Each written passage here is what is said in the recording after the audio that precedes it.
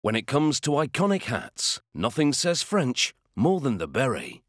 Specifically, the Basque-style beret, as they wear different styles in other countries. The Basque beret was traditionally worn by shepherds tending their flocks along the Pyrenees mountain range that divides France from Spain. The Basque beret dates back to the 1600s in southern France. Made of black merino wool, it has a little cabiou on top. The factory making these berets has been doing so since 1840. An automated machine knits undyed wool yarn into a galette, the French for pancake. The galette is flat and round, with loose knit stitches, making it soft and floppy. The machine then closes the galette with a single thread. Here it is being pulled out to show you the thread that's used.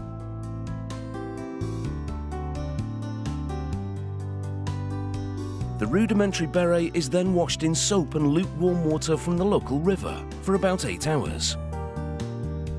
The type of soap used is a trade secret. The wool shrinks, causing the loose-knit stitches to tighten. Also, the wool fibers soften, transforming them into felt.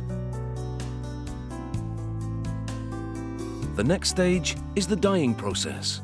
First, the beret is loaded into another washing machine, but this time with a powdered dye. The factory has always produced its own dyes in a range of colours. Again, water from the local river is used during this process, but the temperature it's heated to is a closely guarded secret.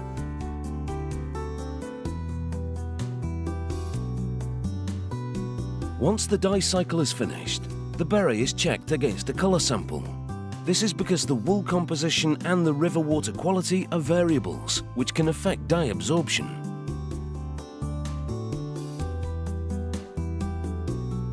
The next step is to form the beret's final shape. In the past, beret factories did this using wooden forms, but today they're metal. The beret stays on the form until the shape is locked in. How long depends on the wool composition as well as how humid it is in the factory on that day.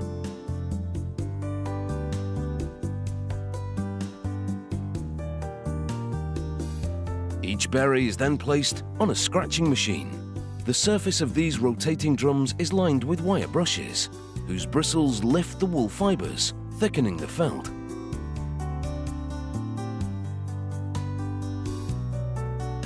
Next, after inserting a cardboard template to maintain the shape, a razor is used around the area known as the cabiou.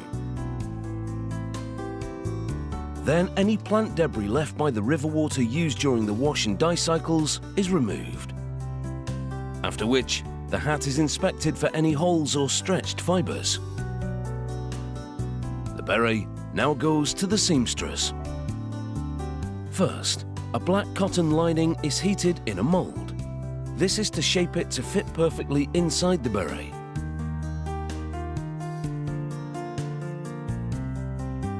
The lining has the manufacturer's label in the center, which features the company crest and the model name. To sew in the lining, the beret is turned inside out.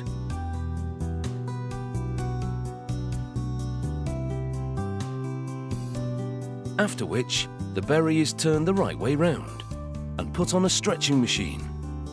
The machine is set to the required hat size, and it automatically stretches the beret to that size.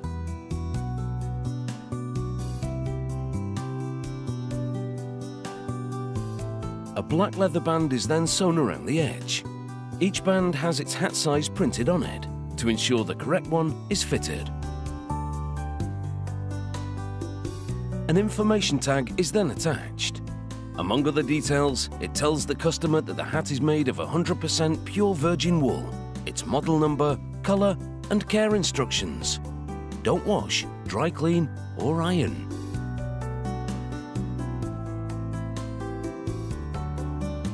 The final touch is the company's metal hallmark, which is riveted in place.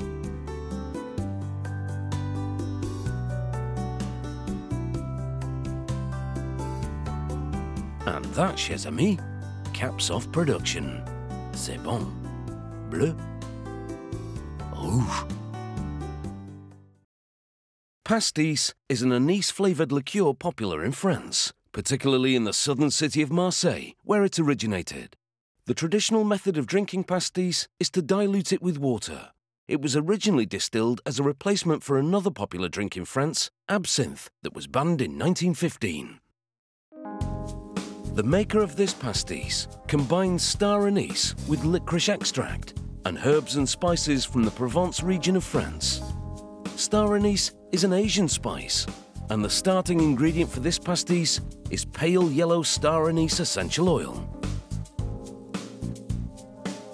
The first step at this distillery is to distill that essential oil.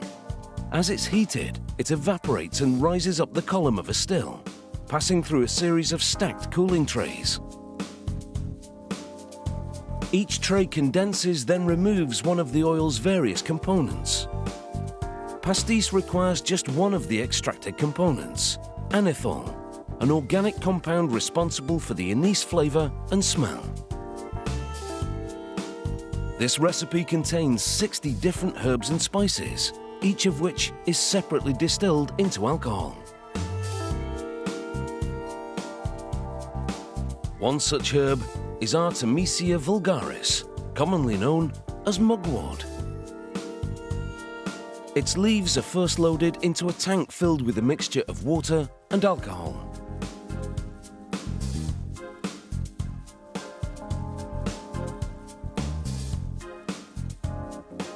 As the leaves soak, the alcohol acts as a solvent, extracting the aromatic molecules in a process called maceration. After a few days, the alcoholic liquid is drained, which is now infused with aromatic molecules. It's so alcoholic that it emits volatile fumes, so the workers wear an alarm that sounds when the surrounding atmosphere reaches an explosive level. The liquid is stored in a vat until it's time to mix the pastis, while the alcohol-soaked mugwort leaves are transferred into a distillation apparatus called an alembic. The alembic heats the mash of fermented leaves with steam produced by a wood-fired boiler. Once the mash heats to a temperature of 78.3 degrees Celsius, the alcohol begins to evaporate and rise. The alcoholic vapor eventually reaches the neck of the alembic, where cooling coils condense it back into a liquid. This then flows out of the alembic through a filter that removes plant particles. An alcoholometer measures the percentage of alcohol in the fluid, which starts off very high, then tapers off. Only the middle of the flow is used, when the reading is between 70 and 50%, what's known as the heart of the distillation. It's now time to make the pastis by combining all the ingredients. The anethol distilled from the anise essential oil, the 60 different maceration liquids and distillates of herbs and spices, and the licorice extract. Water is also added to dilute the final product's alcohol level to 45%. A last filtration removes any particles that would otherwise diminish the clarity of the pastis.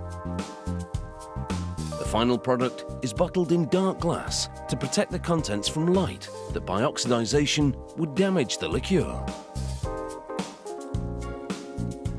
The second station on the filling line seals the bottle with a T-cork, a type of stopper designed for bottles which are opened and sealed repeatedly. A sheath of heat-shrink plastic is then placed over the T-cork. The bottle then travels through a heating tunnel, which shrinks the plastic tightly over the neck of the bottle.